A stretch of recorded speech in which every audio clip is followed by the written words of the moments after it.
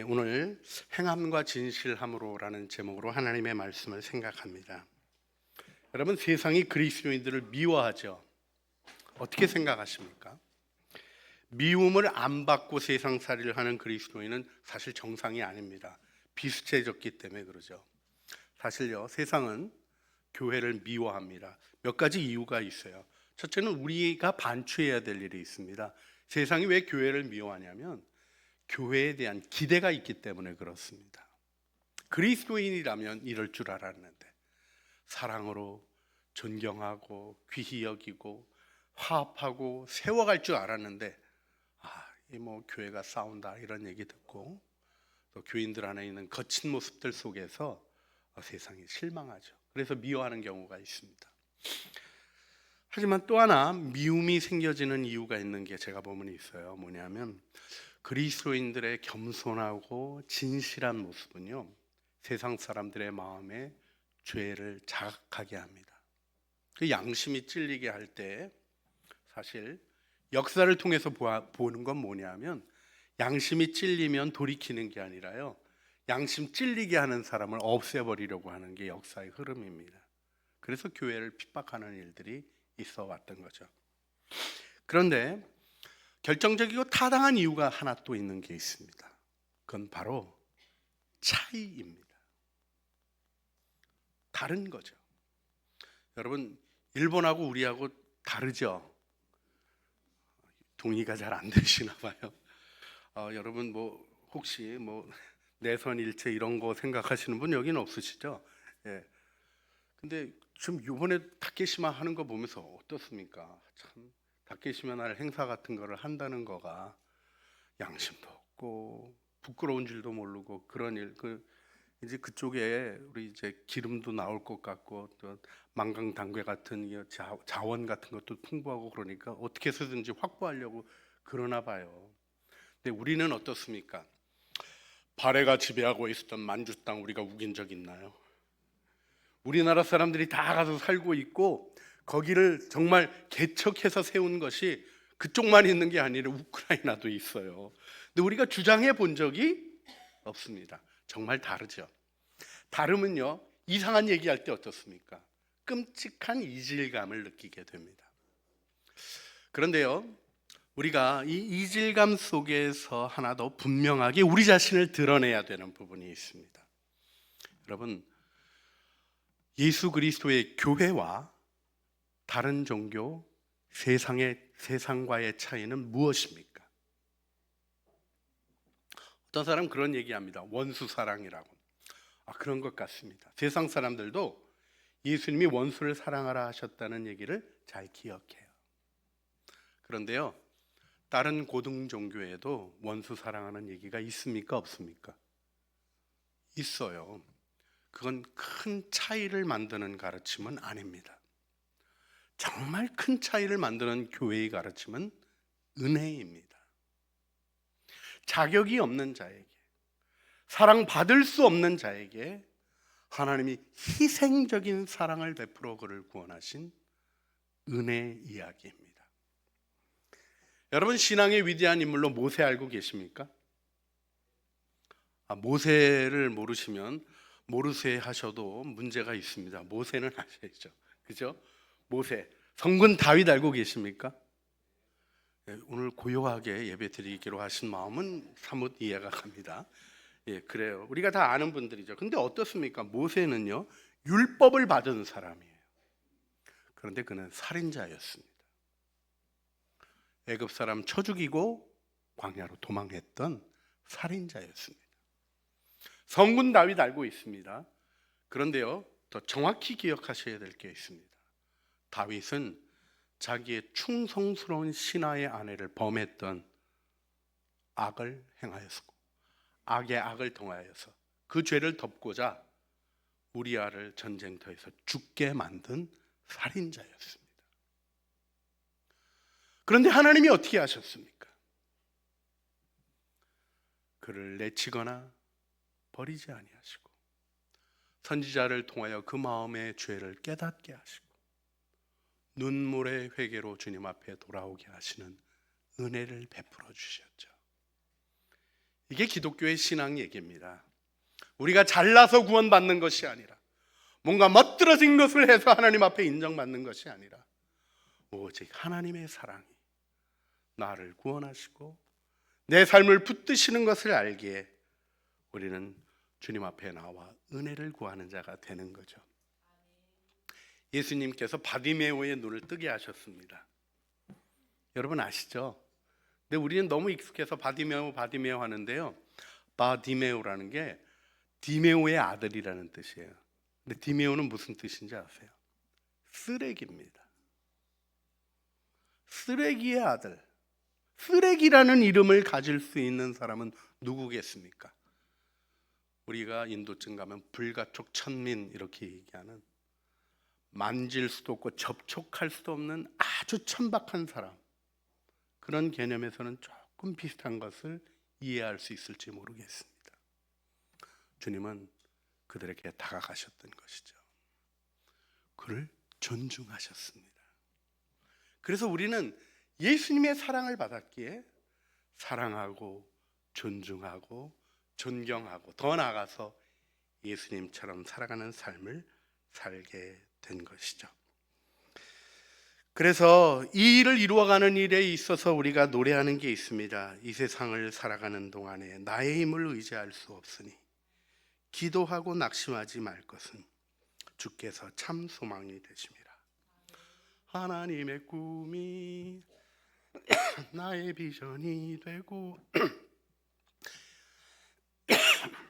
예수님의 성품이 나의 인격이 되고 성령님의 권능이 나의 능력이 되길 원하고 바라고 기도합니다. 이렇게 된 거예요.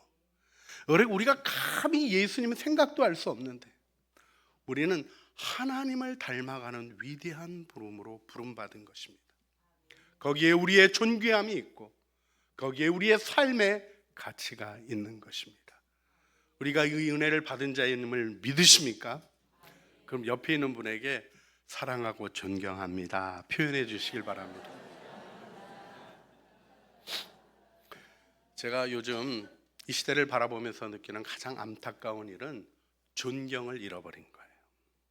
존중하는 마음을 잃어버린 거예요. 여러분, 왜 이렇게 나누어져서 싸웁니까? 왜 무례한 일들이 일어납니까? 왜 악한 일들이 우리의 삶을, 선한 것들을 빼앗기는 일로 점령되게 합니까? 존중하는 사랑을 받아놓고도 그 사랑을 마땅한 것으로 여겨버리는 감사를 잃은 망각이 아닐까요? 오늘 본문을 보게 되면 하나님의 소원에 대한 아름다운 얘기를 보게 되죠.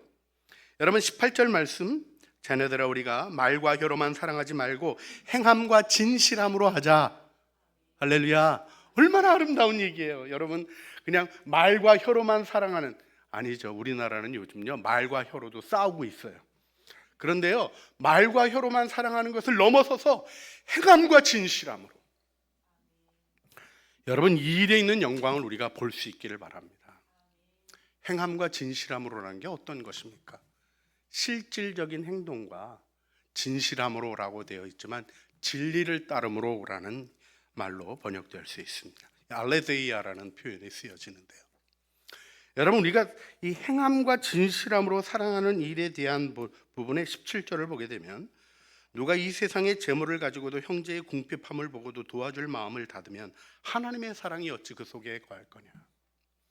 여러분, 우리 크리스마스 때 되면 잘 모르는 분이 돈 무대기 갖다 놔가지고 올해도 이름 모르는 산타 그런 얘기 있는 거 아시죠? 근데 그분이 정말 부자일까요? 생각해 보게 되는 게 있어요. 사실요, 헌금하고 헌신하는 분들은, 재정적인 여유가 있는 분들이 오히려 재물의 유혹을 많이 받으시는 경우가 있어서 잘 손을 못 펴요. 가난 가운데 있는 사람들이 그 세상의 재물을 가지고도는 재산을 좀 가지고도라는 표현이 아닙니다. 세상 살이할 거, 이런 뜻이에요. 그 재물이라는 단어가 돈 많다는 의미가 아니라 내가 살아가는데 필요한 것을 쥐고라는 의미입니다. 우리가 내게 배고픔이 찾아온다 할지라도, 내 삶에 하고 싶은 일을 포기하는 일이 있다 할지라도 형제의 어려움을 보면 도와주는 것이 마땅한, 그래서 그 이야기가 도움받는 사람에게도 행복이 되어지고 돕는 이에게도 행복이 되어지는, 그저 주면서 내가 이거 너 도와주는 거야, 앞으로 잘해, 이런 얘기가 아니잖아요. 도울 수 있어서 감사하고, 함께 할 수 있어서 고맙습니다. 같이 계셔 주셔서 고맙습니다. 힘내셔서 우리 함께 살아가요 하는 사랑의 나눔을 통하여 하나님의 일을 이루어가는 아름다운 것이 그리스도의 공동체의 모습인 것을 확신합니다. 그렇죠. 우리는 행함과 진실함으로 사랑하는 높은 부르심 안에 서 있습니다. 그런데요, 이 부르심이, 이 영광스러운 부르심이 우리 안에서 또 다른 일들을 일으켜가죠. 여러분, 이 아름다운 모습 중에 22절 말씀 어떻게 생각하세요? 22절, 우리 22절 같이 읽어볼까요? 무엇이든지 구하는 바를 그에게서 받나니.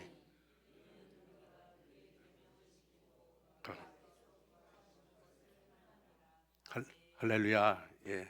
이렇게 성경책을 들고 다니시는 분들을 주님의 이름으로 축복합니다. 이 두꺼운 거를 들고 있어야 이 앞뒤 역사를 아는 사람이 됩니다. 그런데요, 무엇이든지 구하는 바를 그에게서 받는 것, 그것이 우리 모습이라는 거예요. 여러분, 이런 사람 알기만 해도 좋겠죠? 근데 우리가 그렇게 부름을 받았다는 거예요. 기도의 응답을 받는 사람.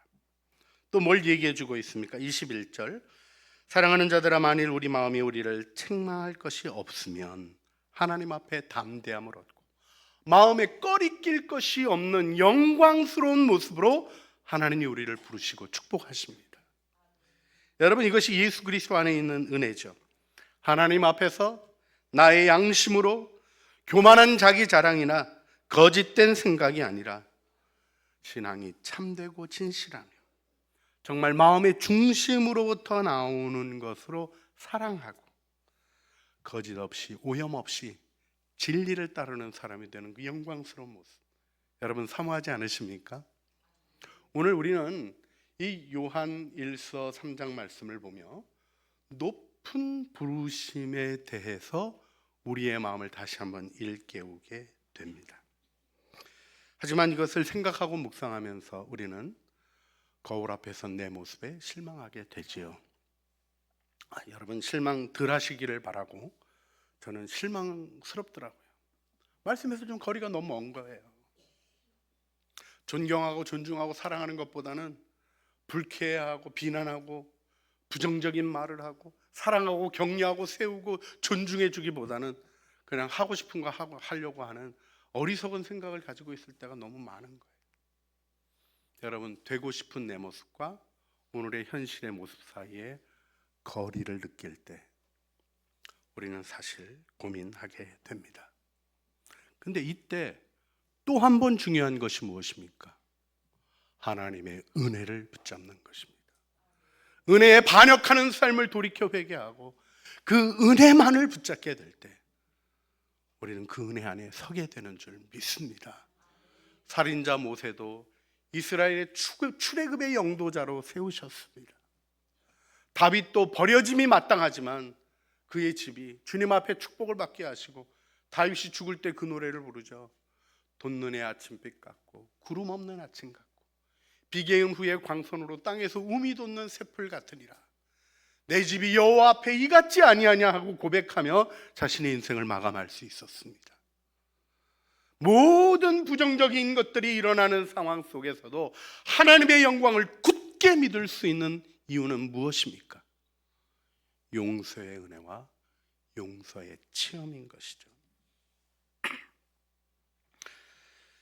그래서 우리는 요한일서 3장 16절 말씀, 우리의 부르심을 다시 한번 생각하게 됩니다.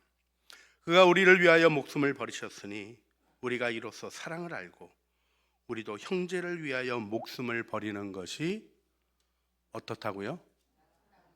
대단하니라가 아니에요. 목숨을 버려 사랑하는 것이 특별한 일이 아니에요. 멋진 일이 아니에요. 우리가 해야 할 당연하고 마땅한 일이에요.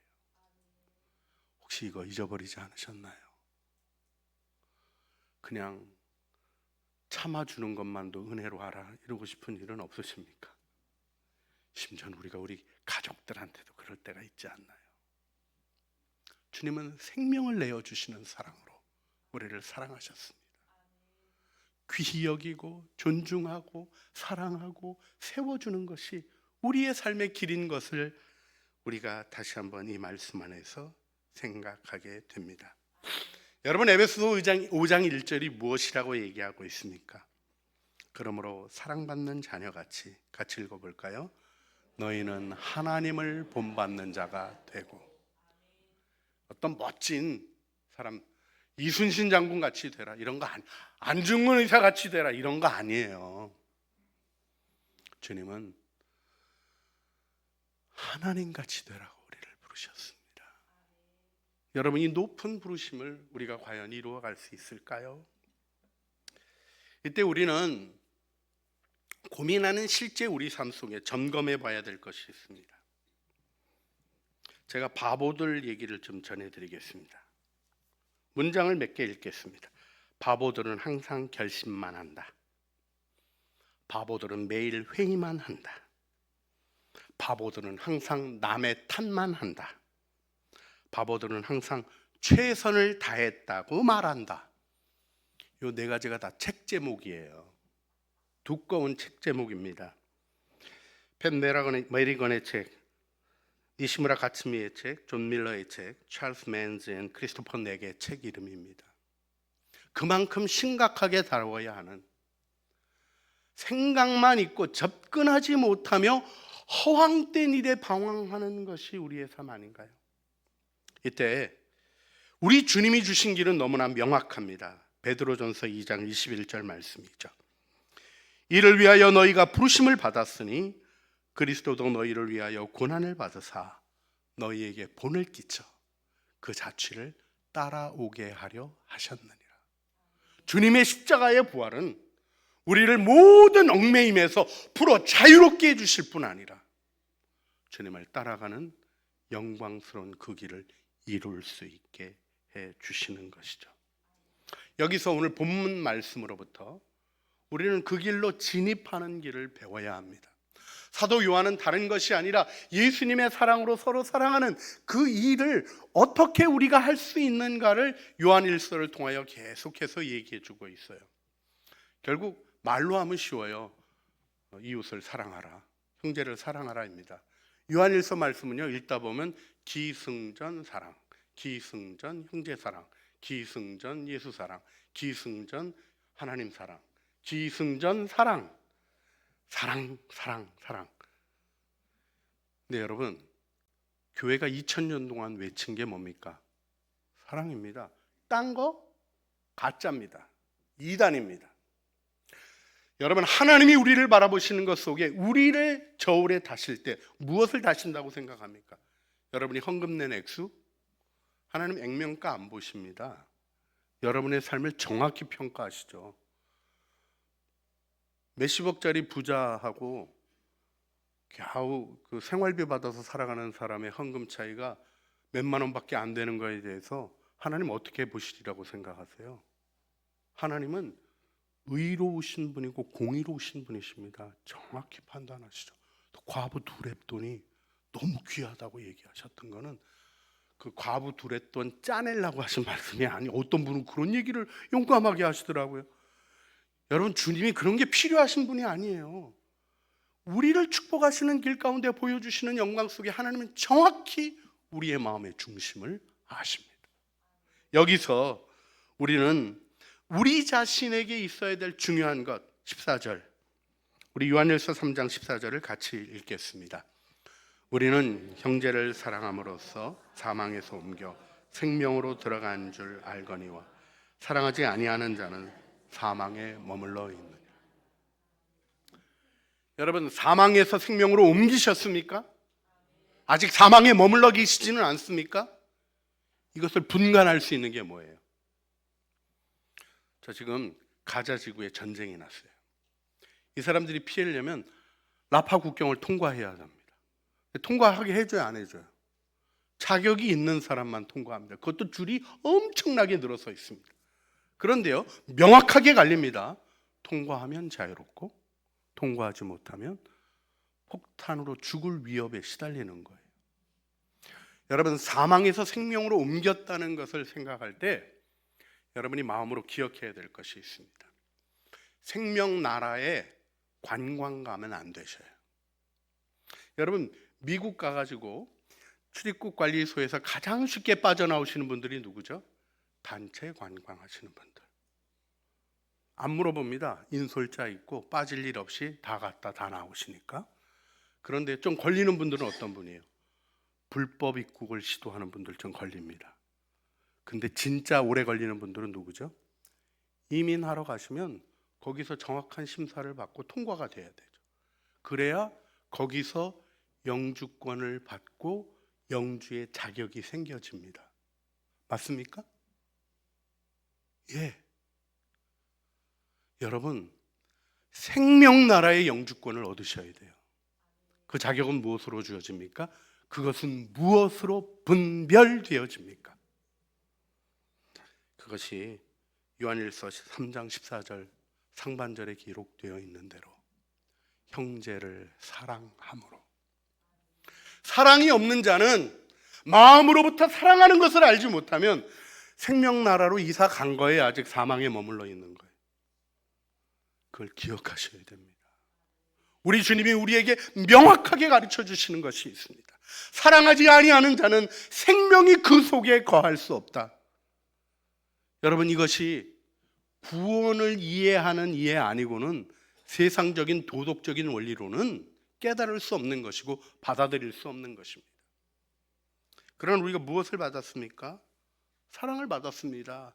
예수님이 죄인을 사랑하시는 사랑의 은혜를 경험했습니다. 그래서 요한일서 3장 15절 말씀처럼 그의 형제를 미워하는 자는 살인하는 자니 살인하는 자마다 영성이 그 속에 거하지 아니하니라.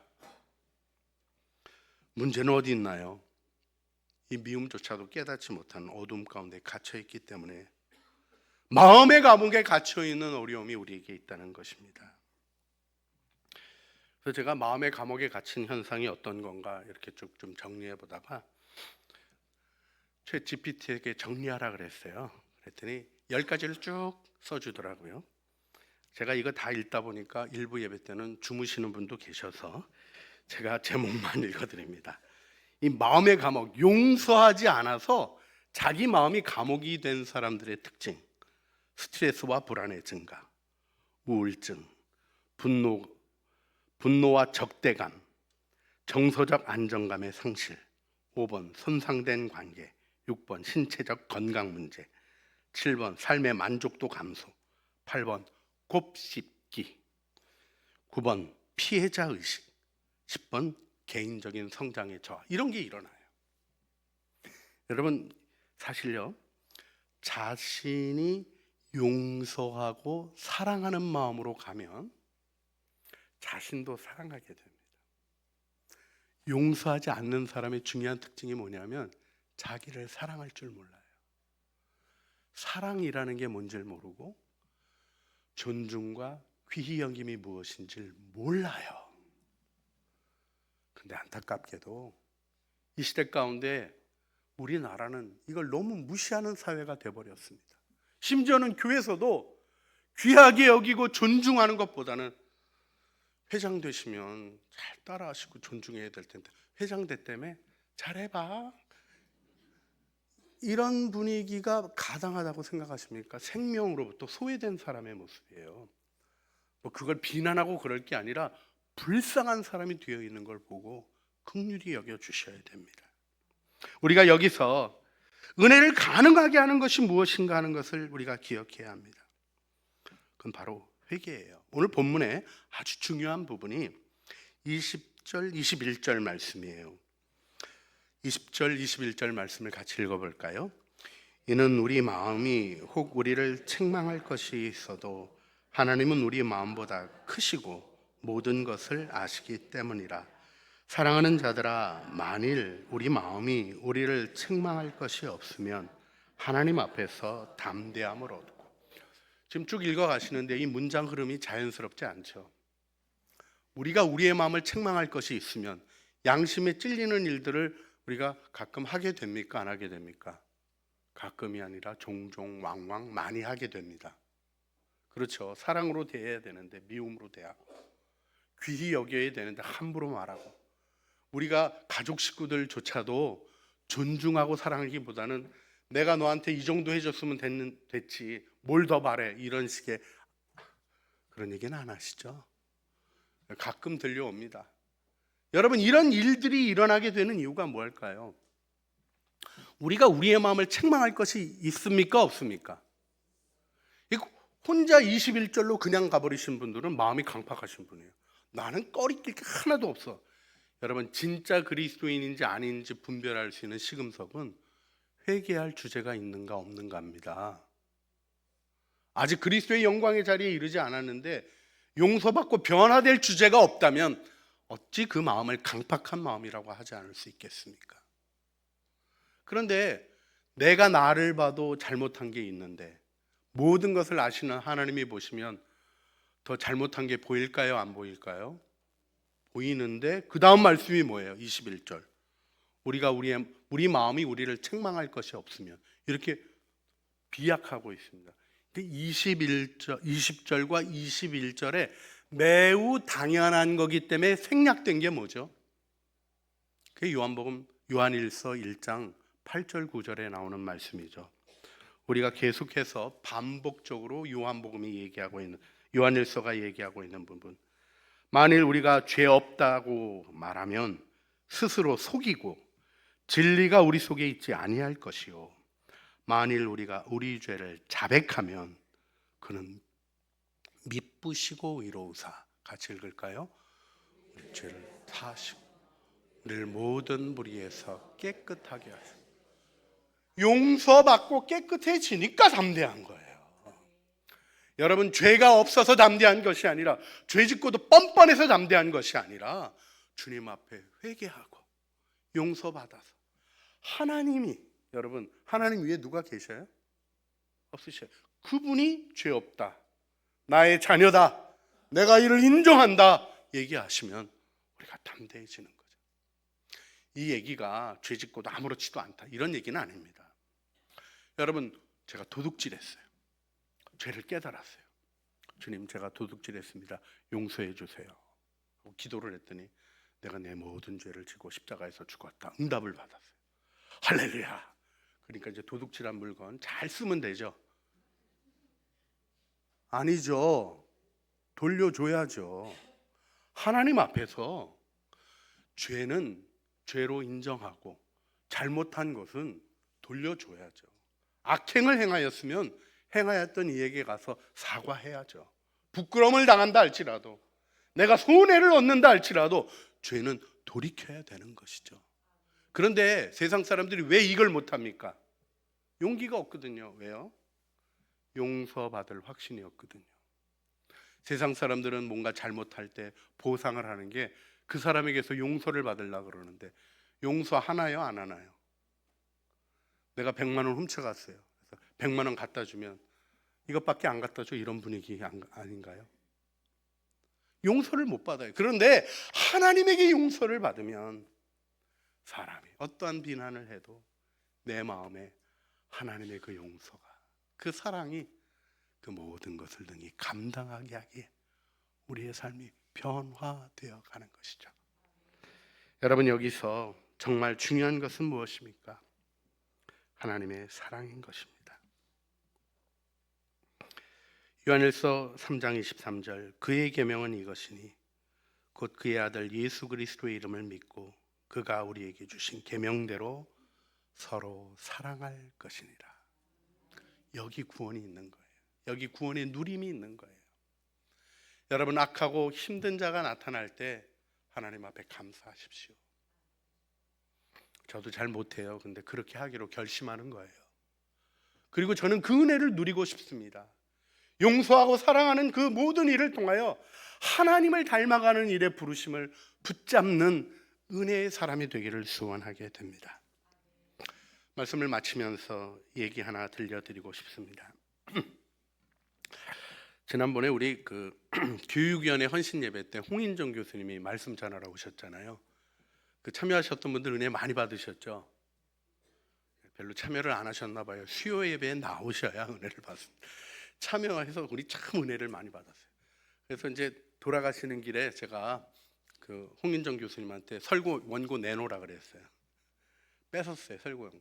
사실 죽은 형 친구여가지고 좀 가깝습니다. 그래서 주고 가 그랬더니 뭘 그래서 이렇게 주고 가 공부 좀 더 하게 형 그러고선 뺏었어요. 그리고 보니까 막 준비를 많이 하셨는데 시간이 없어서 진짜 많이 못 나누셨더라고요. 거기 재밌는 얘기를 여러분들에게 알려드리고 싶습니다. 한국인 개신교인이 제일 먼저 부른 찬송이 뭘까요?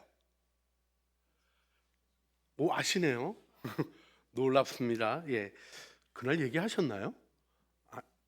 예, 제가 기억이 안 좋았던 것 같습니다. 우리 세문안 교회, 우리 광화문에 있는 세문안 교회, 우리 교단 중요한 교회 중에 하나죠. 세문안 교회 첫 번째 장로님이셨던 백홍준 장로님의 얘기를 따님이셨던 백권성 사모님이 전해주는 게 있어요. 만주 갔다 오시면 아침마다 새벽 기도하시고는 부르셨던 노래가 있대요. 주 예수 아이와, 주 예수 아이와. 중국말로 노래를 부르신 거예요. 이게 무슨 얘기죠? 주 예수님 날 사랑하시네. 예, 날 사랑하심. 그 노래를 불렀.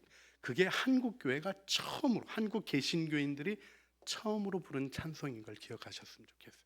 사실 이 얘기는 원래 주일학교 운동에 열심히였던 선생님 안나 워너 양의 얘기로부터 시작이 되어집니다. 사실 주일학교 운동이 펼쳐질 때 미국이 개척기여가지고 엉망이었어요. 아이들도 버려져 있었어요. 그런데 이 교회학교 선생님이 한 아이가 죽어가고 있다는 얘기를 듣고 신방 가신 거예요. 갔더니 애가 힘없이 죽어가고 있는데 선생님에게 찬송 불러달라고 부탁을 한 거예요. 이때 마음에서 솟아나서 불렀던 찬송이 나를 사랑하시고 나의 죄를 다 씻어 하늘 문을 여시고 들어오라 하시네. 날 사랑하심, 날 사랑하심, 날 사랑하심 성경에 써있네. 이 노래와 함께 이 어린 영혼이 하늘나라의 꿈 안에 편히 잠들 수 있었습니다. 여러분, 가장 명확하게 들려지는 음성이 무엇입니까? 너는 내 사랑하는 아들이고 내 기뻐하는 자라 하시는 하나님의 말씀입니다. 성경에 써놓으셨어요. 여러분의 영혼을 울리시는 이 사랑 얘기로 들어가야 비로소 정상이 되는 겁니다. 비로소 우리의 마음이 하나님의 소망을 향하여 나아갈 용기와 힘을 얻게 되는 것입니다. 이 시간 함께 기도하기를 원합니다. 오늘은 제가 기도하도록 하겠습니다. 여러분 함께 마음을 담아 주님 앞에 기도해 주시길 바랍니다.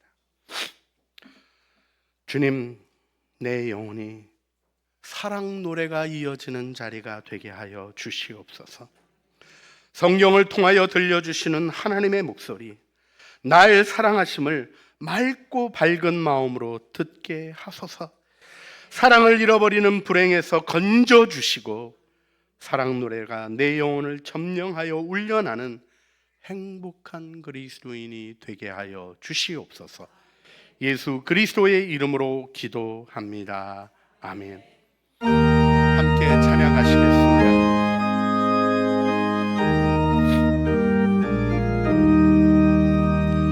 예수 사랑하심을 성경에서 배웠네. 우리들은 약하나 예수 권세 많도다. 날 사랑하신 날 사랑하신 날 사랑하신 성경에 쓰였네. 나를 사랑하시고 나의 죄를 다 씻어 하늘 문을 여시고 사랑하시네 날 사랑하심 날 사랑하심 날 사랑하심 성경에 쓰였네 내가 연약할수록 더욱 귀히 여기사 높은 보좌 위에서 낮은 나를 보시네 날 사랑하심 날 사랑하심 날 사랑하심 성경에 쓰였네 세상 사는 동안에 나와 함께 하시고 세상 떠나가는 날 천국 가게 하소서 날 사랑하심 날 사랑하심 날 사랑하심 성경에 쓰였네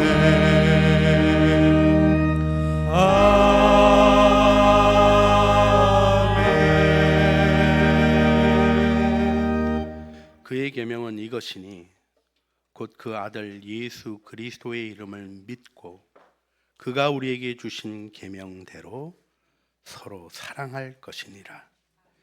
그의 계명을 지키는 자는 주 안에 거하고 주는 그의 안에 거하나니 우리에게 주신 성령으로 말미암아 그가 우리 안에 거하시는 줄 우리가 아느니라. 이제는 우리 주 예수 그리스도의 은혜와 아버지 하나님의 사랑과 성령 하나님의 교통하심이 그 위대한 사랑, 놀라운 사랑으로 우리를 품어 안으신 그 은혜를 기억하며 그 사랑의 길을 걷고자 주의 은혜를 구하는 사랑하는 주의 백성들 머리 위에와 은혜로 주신 가족 식구들 가운데 그리스도의 몸이 사랑의 노래를 부르며 걸어가는 모든 영광스러운 전진 위에 이제와 영원 무궁토록 함께 있어지기를 간절히 축원하옵나이다. 아멘.